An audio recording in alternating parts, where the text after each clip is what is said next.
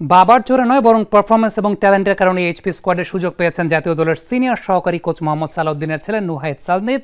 Spin bowling coach Arshad খানের সঙ্গে কাজ করতে আবারও এইচপিতে সুযোগ চেয়েছেন রাকিবুল। স্কোয়াডে খালিদ মৃত্যুঞ্জয় অহিন না থাকায় তাদেরকে দুর্ভাগা বলছেন এইচপির কোচ রাজিন সালে।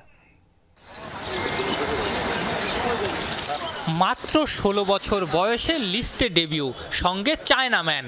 এ সব কিছু ছাড়িয়ে ক্রিকেট পাড়ায় নুহায়েল সান্দিদের পরিচয়ের প্রায় পুরোটা জুড়েই বাবা মোহাম্মদ সালাউদ্দিন। সম্প্রতি সান্দিদ আবার সুযোগ পেয়েছেন এইচপি স্কোয়াডে, তাও মাত্র ১৭ বছর বয়সে। সেখানেই প্রশ্ন উঠছে, এইচপিতে সান্দিদের সুযোগ পাওয়ার পেছনে জাতীয় দলের সিনিয়র সহকারী কোচের কি কোনো ভূমিকা আছে? যেখানে সবশেষ ডিপিএলে ৪ ম্যাচে ৫ উইকেট নেয় এই বাঁহাতি লেগ স্পিনার বছরখানেক ধরেই ছিলেন বিসিবির লেগ স্পিন ক্যাম্পে। এটা এইভাবে দেখা আসলে ঠিক না। অবশ্যই তার অনেক ট্যালেন্ট আছে, আর ওর বোলিং আপনি যদি অ্যাকশন বা বোলিংয়ে দেখেন, এটা ডিফারেন্ট অ্যাকশন বলে চায়নাম্যান যেটা বলা হয়।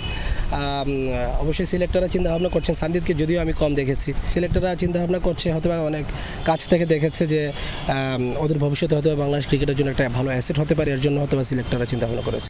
আরেক বাঁহাতি স্পিনার রাকিবুল হাসানের এইচপিতে থাকা নিয়েও আছে প্রশ্ন। আগেও ৫ বছর এইচপিতে থাকা রাকিবুল কেন টানা পারফর্ম করেও এইচপিতে থাকবেন?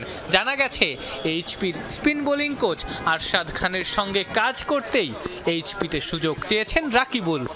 আমি যতটুকু জানি এই বছর এখানে আমাদের স্পিন কোচ এসেছেন আরশাদ খান, ওনার সাথে কাজ করার জন্য সিলেক্টরদেরকে রিকোয়েস্ট করেছেন যে এইচপিতে থাকার জন্য।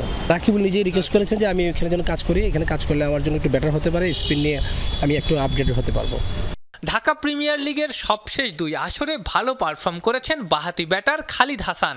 SM মেহরাব হাসান বিপিএলে একটা ম্যাচে ম্যাচ সেরা হয়েছেন। প্রিমিয়ার লিগে ছিলেন চ্যাম্পিয়ন আবাহনীর সদস্য। মৃত্যুঞ্জয় চৌধুরীও ঠিক তাই। এই ৩ জনই এইচপি স্কোয়াডে নাই।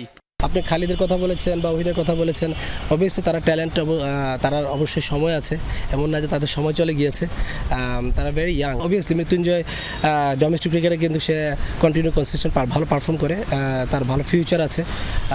সিলেক্টর হয়তো বা ওকে নিয়েও চিন্তাভাবনা করছেন না। এইচপি ক্যাম্পের জন্য ১৬ই জুন চট্টগ্রামে উড়াল দেবেন ক্রিকেটাররা। সেখানে মাসখানেক ক্যাম্প শেষে জুলাইয়ের মাঝামাঝি সময়ে ক্রিকেটাররা যাবেন রাজশাহীতে। আফনান পিয়াল, যমুনা স্পোর্টস, ঢাকা।